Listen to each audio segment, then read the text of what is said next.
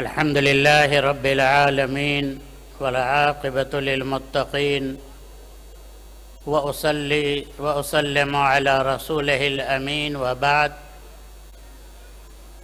فأعوذ بالله من الشيطان الرجيم بسم الله الرحمن الرحيم من عمل صالحا من ذكر أو أنثى وهو مؤمن فلنحيينه حياة طيبة ولنجزينهم أجرهم بأحسن ما كانوا يعملون۔ اس عظیم اجلاس کے مدیر و منتظم اور محتمم شیخ ذکی احمد مدنی اطال اللہ عمرہ بالطاعہ، اخلاص اور اخلاق کے پیکر فضیلت الشیخ اسعد العاظمی حفظہ اللہ، استاذ جامعہ سلفیہ بنارس، اسٹیج پہ جلوہ افروز حضرات علماء کرام، دعات و مشائخ اور خواتین اسلام، یہ ایک حقیقت ہے کہ دین اسلام سے پہلے دنیا کے کسی مذہب میں، کسی تہذیب میں، خواہ وہ رومن کی تہذیب ہو یا یونان کی، وہ مصر کی تہذیب ہو یا چائنا کی،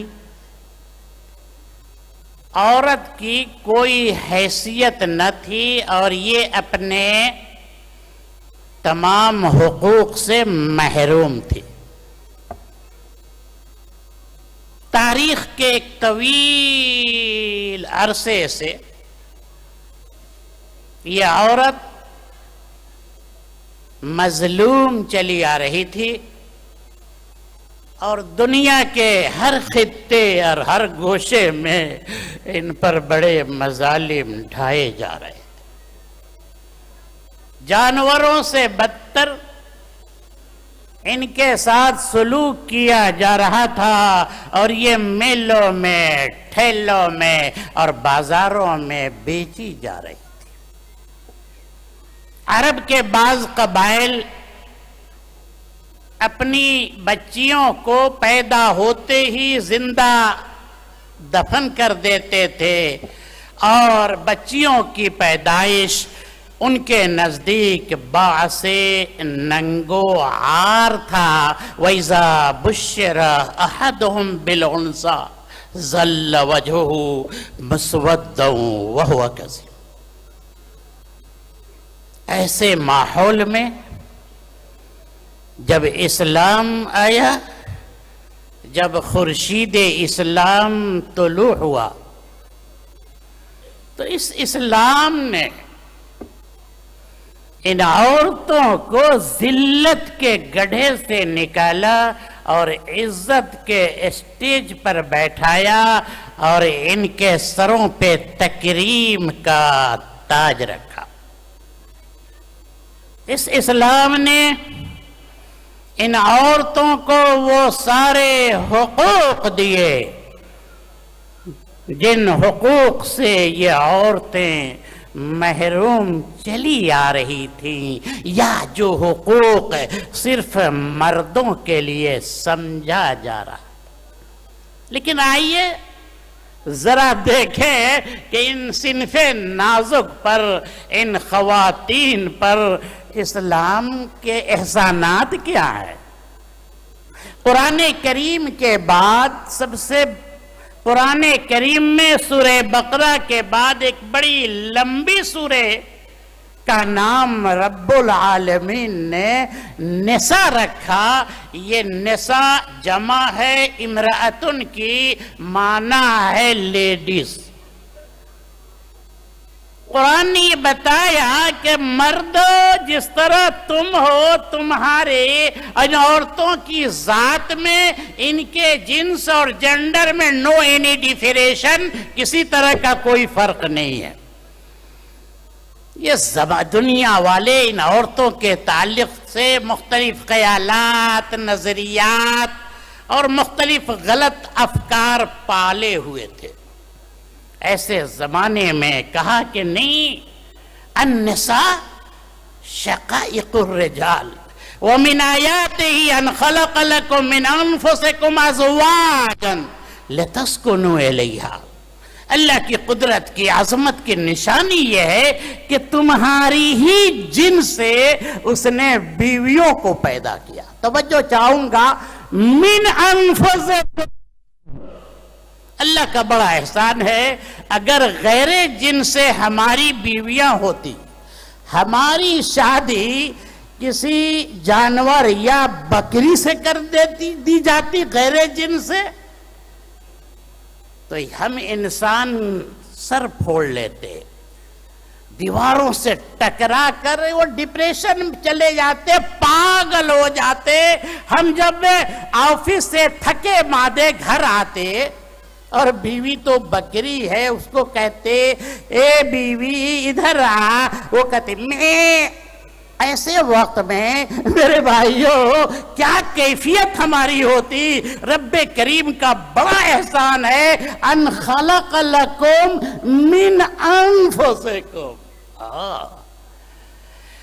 میرے بھائیوں، اس قرآن نے یہ اعلان کیا کہ وعاشروہن بالمعروف، ان عورتوں کے ساتھ، اپنی بیویوں کے ساتھ گڈ ول میں زندگی گزارو۔ حسن معاشرت یہ کہتے ہیں کہ عورت کی تکریم کی جائے، عورت سے مشورے لیے جائے۔ اے عورت اگر بیمار پڑ جائے سائیڈ مت لگاؤ، اس کا دوا درو علاج معالجہ بھی کرو۔ حضرت عثمان بن عفان رضی اللہ تعالیٰ عنہ غزوہ بدر میں شریک نہیں ہوئے، کیوں؟ اس لیے کہ اس موقع پر رقیہ بنت رسول بیمار تھی۔ اللہ کے نبی نے فرمایا اسلام کا احسان دیکھو ان عورتوں پر کہ خیرکم خیرکم لأہلی وانا خیرکم لأہلی، تم میں کریم انسان، بہتر انسان وہ نہیں ہے جسے اس کی کمیونٹی کے لوگ، اس کی مسجد کے لوگ اور اس کے نہ اچھا وہ ہے جس کو اس کی بیوی اچھا کہے۔ اب یہ بیوی جلد شوہروں کو اچھا نہیں کہتی۔ کہا نا، ارے کہا نا اچھا۔ حضرت خدیجہ نے جب غار حرا سے اللہ کے نبی پریشان لوٹے، اپنی پریشانی کا اظہار کیا، خدیجہ ایسا لگتا تھا کہ ہارٹ اٹیک کر جائے گا۔ لقد خشیت علی نفسی، تو اچھا کہا نا، چنتا کی کوئی ضرورت نہیں، گھبرائیے مت۔ انک لتصل الرحم وتحمل الکل وتکسب المعدوم وتعین علی نوائب الحق وتصدق الحدیث وتقری الضیف۔ اچھا کہا نا اما عائشہ نے کہ کان خلقہ القرآن۔ ارے میرے سرتاج کے بارے میں کیا پوچھتے ہو؟ اس قرآن میں وہ چلتا پھرتا قرآن، اس قرآن میں جتنے اچھے اخلاق کا ذکر ہے، ہمارے سرتاج کا دامن ان اخلاق سے متصف تھا۔ اسلام نے عورتوں کو وہ مقام دیا، ہاں، کہ خود اللہ کے نبی صلی اللہ علیہ وسلم مشورہ کر رہے ہیں۔ صلح حدیبیہ کے بعد جب اللہ کے نبی نے صحابہ سے کہا کہ اتار دیجئے، احرام کھول دیجئے، یہ قربانی یہی کر لیجئے، بال مڈا لیجئے، صحابہ کرام ذرا خاموش نظر آئے۔ نبی محترم کی پریشانی بڑھی، دوڑے اپنی بیوی ام سلمہ کے پاس گئے اور اپنی پریشانی کا اظہار کیا۔ کیا کریں؟ کہتی ہے آپ کو کچھ کرنے کی ضرورت نہیں ہے، دوبارہ ریپیٹ مت کیجئے، ان کو ٹچ مت کیجئے، کھول لیجئے۔ نبی نے بیوی سے مشورہ کیا اور اس مشورے کو اللہ کے نبی نے تسلیم کیا، پھر صحابہ کرام بھی اپنے احرام کھول دیے۔ میرے بھائیوں، اسلام نے ان عورتوں کو وہ سارے حقوق دیے، سارے جانتے ہیں خواتین اسلام، سب سے پہلا حق جو اسلام نے عورتوں کو دیا وہ حق الحیات، جینے کا حق ہے۔ ورنہ یہ بچیاں جب پیدا ہوتی تھی تو وہ زندہ باپ سے زمین کے گڈھے میں زندہ گاڑ آتا تھا۔ یہ اسلام ہے جس نے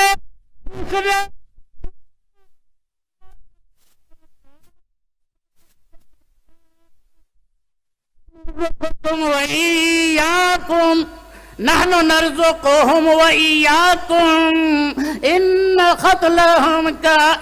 قتلهم كان خطئا كبيرا۔ یہ اللہ کے نبی جو اعلان فرما رہے ہیں، ان اللہ حرم حقوق الامہات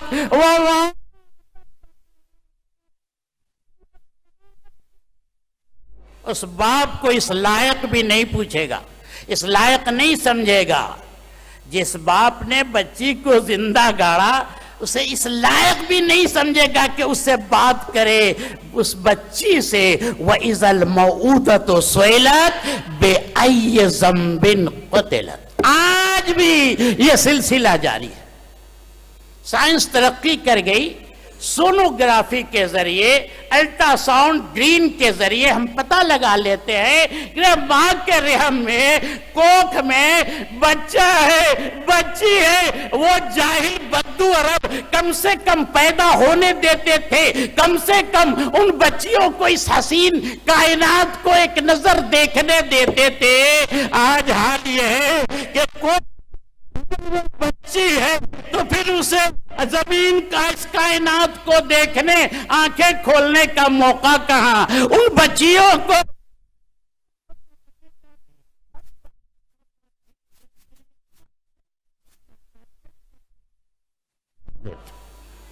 سب سے بڑا حق جو اللہ نے ان عورتوں کو دیا، جس پہ قربان ہو جاؤ، وہ حق الحیات، جینے کا حق، تعلیم کا حق دیا۔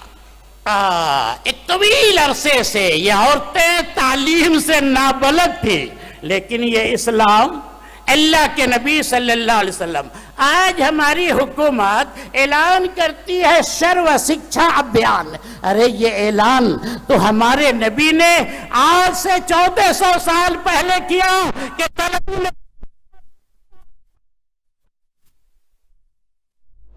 امام بخاری لائے ہیں کہ 3 آدمی کو اللہ ڈبل ثواب دے گا۔ وَرَجُلٌ كَانَتْ عِنْدَهُ أَمَةٌ فَعَلَّمَهَا فَأَحْسَنَ تَعْلِيمَهَا فَعَتَقَهَا وَتَزَوَّجَهَا۔ ایک ایسا آدمی جس کے پاس ایک لونڈی ہے، اسلام کی نگاہ میں عورت کی تعلیم کی اہمیت کو سمجھو ذرا۔ لونڈی ہے، گھر میں جھاڑو بہارو کا کام کرتی ہے، اللہ کے نبی نے فرمایا کہ اس کے آقا نے اسے اچھی تعلیم دی، اس خادمہ کی آزاد کر کے اسے اپنی منکوا اپنے نکاح میں لے لیا، اسے اللہ ڈبل ثواب۔ ان عورتوں کے اندر طلب علم کا ایک ایسا جوش تھا، امام بخاری لائے ہیں کہ ایک ڈیلیگیشن نبی صلی اللہ علیہ وسلم کی خدمت میں حاضر ہوا کہ اللہ کے نبی مرد غالب آ جاتے ہیں، آپ سے مستفید نہیں ہو پاتے، فَجْعَلْ لَنَا مِن نَفْسِكَ يَوْمًا، ہم لوگوں کی تعلیم کے لیے ایک دن خاص کر دیجئے۔ اسلام نے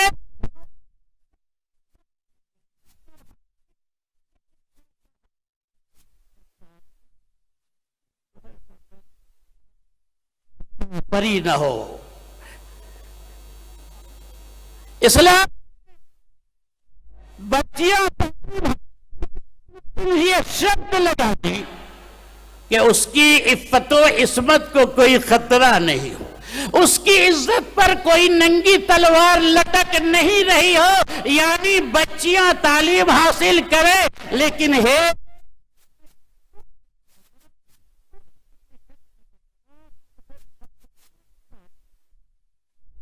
مسلمانوں کی اخلاقی، تہذیبی اور عائلی جو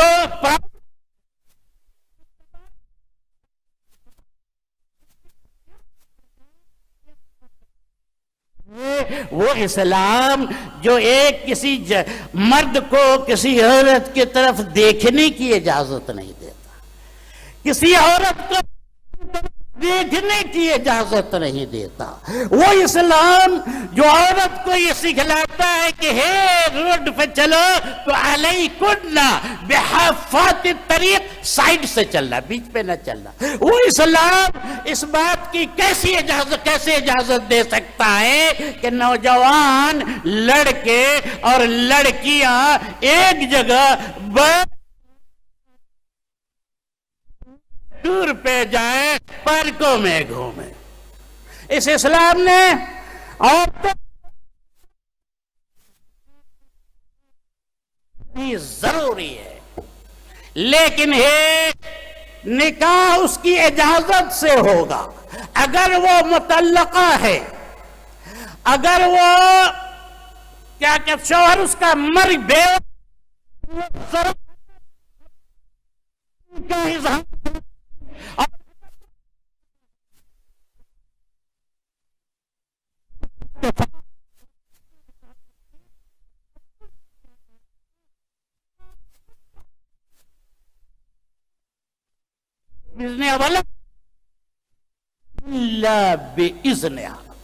اسلام نے آپ کو بہت سارے حقوق دیے، میں کتنا گناؤں، شاید پرزہ تیار ہو رہا ہو۔ آپ کو خلا کا حق دیا، آپ کو نکاح ثانی کا حق دیا، اسلام نے آپ کو ترکہ اور میراث میں حق دیا، اسلام نے آپ کو مہر حق دیا، اسلام نے آپ کو نان اور نفقے کا حق دیا، اسلام نے آپ کو تملیک کا حق دیا، مالکانہ حق۔ جو پراپرٹی عورت کی ہے وہ اس کا مالک ہوگی، اسے اس میں تصرف کا پورا حق ہوگا، جس طرح ایک مرد اپنی پراپرٹی اور جائیداد میں مالکانہ حق رکھتا ہے، تصرف کا حق رکھتا ہے، عورت کو بھی اسلام نے تملیک کا حق دیا۔ اور یہی وجہ تھی میرے بھائیوں، عورت کے یہی احسانات تھے کہ اس اسلام کو قبول کرنے والی سب سے پہلی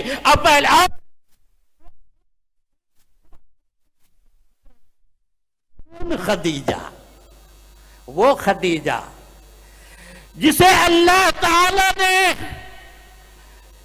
جبریل امین کے ذریعے سلام بھیجوایا، ارے وہ خدیجہ جسے سب سے پہلے کی بشارت دے دی گئی، اے نبی وہ خدیجہ آ رہی ہے نا، وہ آ رہی ہے، وہ ہاتھ میں دیکھ رہے ہیں، وہ ہاتھ میں اس کے کھانے کا سامان ہے، ٹیفن ہے ہاتھ میں۔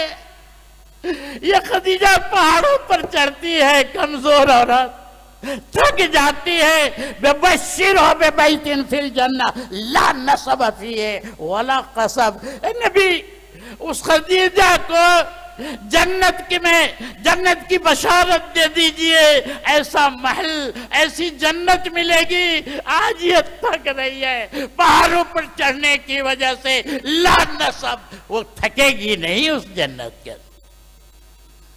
ارے وہ خدیجہ جسے رسول گرامی کی مصاحبت میں 24 سال اور چند مہینے رہنے کی سعادت حاصل ہوئی، اور وہ خدیجہ جس نے اپنی پوری دولت اسلام کی ترقی کے لیے اپنے سرتاج محمد الرسول اللہ کے چرنوں اور قدموں میں ڈال دیا۔ ان عورتوں کا احساس تھا کہ اسلام نے ہمارے اوپر بڑا احسان کیا ہے، اس لیے میرے بھائیوں اس شجر اسلام کو اپنے گرم گرم خون سے آبیاری کرنے والی قوم وہ عورت تھی، وہ حضرت سمیہ تھی۔ انہیں احساس تھا اسلام کا، اس لیے انہوں نے اپنی شادی کا مہر اسلام رکھا۔ ایک بڑے دولت مند، ایک بڑے تاجر ابو طلحہ نے حضرت کیا نام تھا ام سلمہ رضی اللہ ام سلم کو شادی کا پیغام دیا۔ پہلے یہ توحید سکھلاتی ہے شوہر کو، ہونے والے جس نے شادی کا پیغام دیا۔ شرم نہیں آتی ہے ہاتھ کے بنائے بت کو، ہاتھ کے بنائے درخت کو کی پوجا کرتے ہو؟ ابو طلحہ اگر تم اسلام لے آؤ، یہی اسلام میرا مہر ہوگا۔ وہ ابو طلحہ کہتے نانا ارے میرے پاس نہ سونے کی کمی ہے نہ چاندی کی کمی ہے، ارے ہیرے جواہرات کے ڈھیر ہیں، تیرا مہر سونا ہوگا، تیرا مہر چاندی ہوگی۔ حضرت ام سلیم کہتی ہے ابو طلحہ مجھے تیرا سونا نہیں چاہیے، مجھے تیری چاندی نہیں چاہیے، ابو طلحہ چاہیے مجھے تو صرف تیرا اسلام چاہیے۔ یہ انداز تھا۔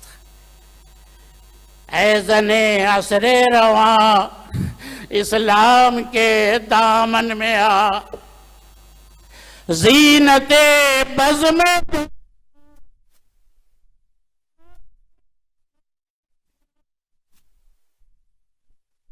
بخشی تھی تجھے اسلام،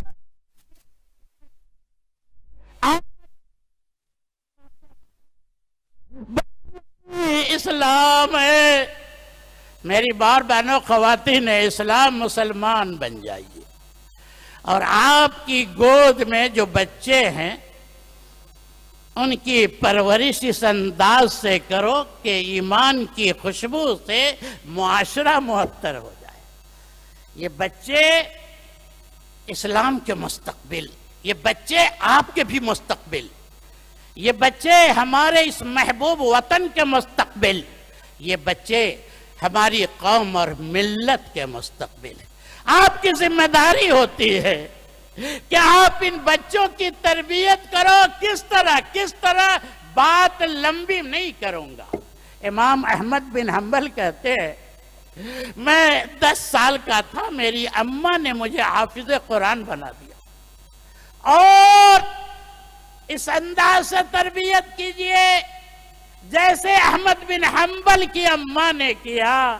فجر سے پہلے میری ماں مجھے بیدار کر دیتی، خود بھی جاگتی، پانی گرم کرتی، وضو کرتی، وضو کراتی، اور وہ بغداد کی وہ ٹھنڈے راتیں، وہ جاڑے کی راتیں، وہ مسجد دور، وہ راستہ تاریک، میری اماں اپنے گھر میں چادر میں مجھے لپیٹ کر مسجد لے جاتی۔ اگر آپ کے شوہر کچھ ناکارہ ہیں، بھٹک گئے ہیں، تو آپ کی یہ ذمہ داری ہوتی ہے کہ پوری حکمت کے ساتھ انہیں اسلام کی راہ پر لاؤ، توحید کے راستے پر لائیے۔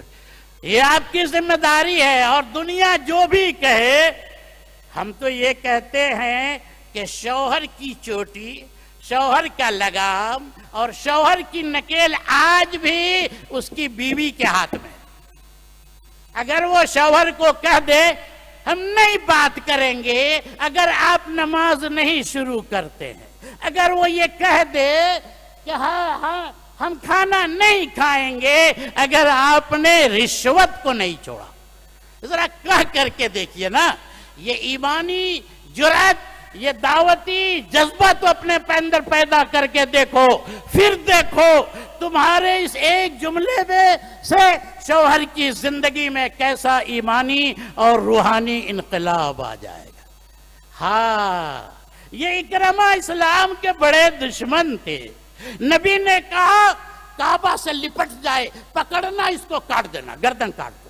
بھاگا، پیچھے ان کی بیوی ام حکیم بنت حارث اسلام لاتی ہیں، نبی سے امان لیتی ہیں اور پیچھا کرتی ہے۔ ارے دیکھا کہ یہ یمن جانے والے شیپ پر وہ بیٹھنے والے ہیں، پکارتی ہے بیوی، آجا آجا اکرمہ، آ صنم، آ گلے لگ جا۔ سنو، میں اس روئے زمین کے سب سے رحیم، سب سے رعوف اور سب سے خلیق ذات کے پاس سے آ رہی ہوں۔ سنو، میں نے اس سے تمہارے لیے امان حاصل کر لیا، آجا واپس آجا۔ واپس آ گئی اکرمہ اور اسلام کو قبول کرتی۔ رب العالمین ہمیں یہ توفیق ارزانی کرے کہ ہم اسلام کو، اس کے ابدی آفاقی پیغام کو سمجھیں، خود بھی مسلمان بنائیں، اپنی اولاد کو بھی مسلمان بنائیں، اپنے شوہر کو، اپنے سماج اور معاشرے،